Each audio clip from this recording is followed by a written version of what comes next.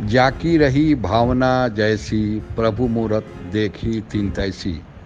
यह रामचरितमानस के बालकांड की चौपाई आप लोगों ने अवश्य सुना होगा। इसका शाब्दिक अर्थ है कि जिसकी जैसी दृष्टि है वैसी ही सृष्टि उसको दिखाई देती है।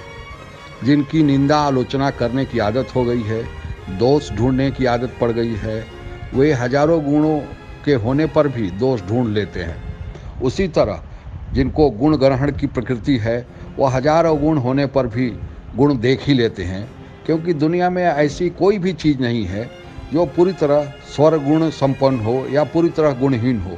एक न एक गुण या अवगुण सभी में होते हैं। मात्र ग्रहणता की बात है कि आप क्या ग्रहण करते हैं, गुण या अवगुण। अब यह प्रसंग बालकांड का है, लेकिन इस चौपाई को हम लोग रामायण के दूसरे प्रसंग के माध्यम से आइए समझने का प्रयास करें। यह मेरा अपना चैनल फिलोसोफिया है। इसकी वीडियो आप देखें और लाइक, सब्सक्राइब और शेयर करना ना भूलें। लंका कांड में एक प्रसंग आता है कि समुद्र पार करने के बाद भगवान सुबेल पर्वत पर सोए हुए थे और उनके चारों तरफ उनके सहयोगी गण, जिसमें लक्ष्मण जी, जामवंत, विभीषण, सुग्रीव, हनुमान जी आदि उपस्थित थे। इन लोगों की उपस्थिति में भगवान राम ने उन लोगों से एक प्रश्न किया कि कह प्रभु शशि महु में चकताई, कहूँ का निज निज मति भाई। इस चौपाई के माध्यम से भगवान श्री राम अपने सहयोगियों से यह प्रश्न करते हैं कि इस आकाश में जो चंद्रमा दिखाई दे रहा है उसमें कुछ काला सा अंश दिखाई दे रहा है। आप लोग अपनी अपनी बुद्धि से यह बताएं वह काला चीज क्या है। और भगवान ने यहाँ स्पष्ट कर दिया है कि कहूँ का निज निज मति भाई, कि आप अपने मन से उत्तर दीजिए। कोई रटा रटाया या किसी काव्य से या पुराण से या धर्म ग्रंथ से पढ़ा हुआ उत्तर मत दीजिए। पहला उत्तर सुग्रीव ने दिया। उनका कहना था, कह सुग्रीव सुनहु रघुराई, शशि महु प्रगट भूमि के छाई।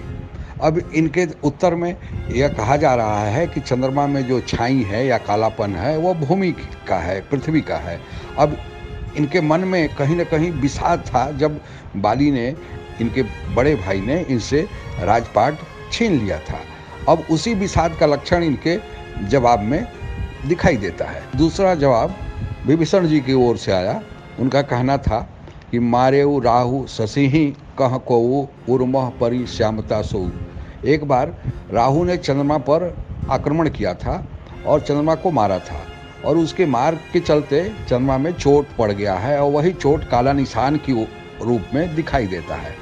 अब विभीषण को भी रावण ने लात से मार के निकाला था, तो इनके कथन में वही चोट की बात परिलक्षित होती है। भगवान राम ने भी जवाब दिया था। उनका कहना था, प्रभु कह गरल बंधु शशि केरा, अति प्रिय निज उर्दिन बसेरा, 20 संयुत कर निकर पसारी, जारत बिरहवंत नर नारी। भगवान ने अपने जवाब में कहा कि विष चंद्रमा का बहुत प्यारा भाई है।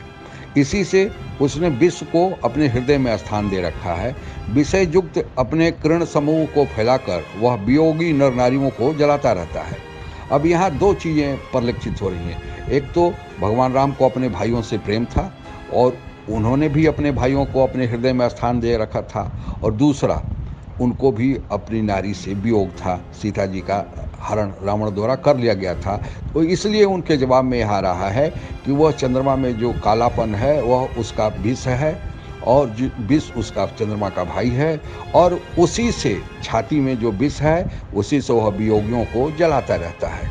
अंत में बारी हनुमान जी की आई और हनुमान जी कहते हैं, कहा हनुमंत सुनहु प्रभु, शशि तुम्हारे प्रिय दास, तब मूर्ति विधु उर्वस्ती, सोई श्यामता अभास।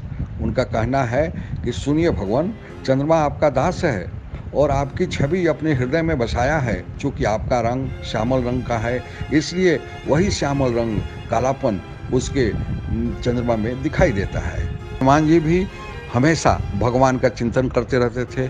उनके हृदय में भगवान का वास था, इसलिए इनकी चिंता जैसी थी वैसा ही प्रगटीकरण, विवेचन इन्होंने किया।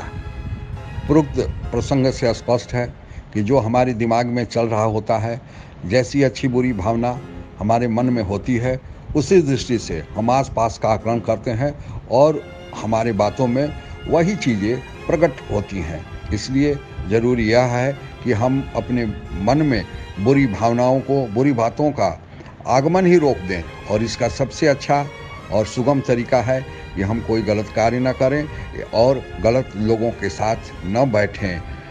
इस तरह हम गलत चीज़ों का प्रवाह अपने जीवन में, अपने दिमाग में आने से रोक सकते हैं।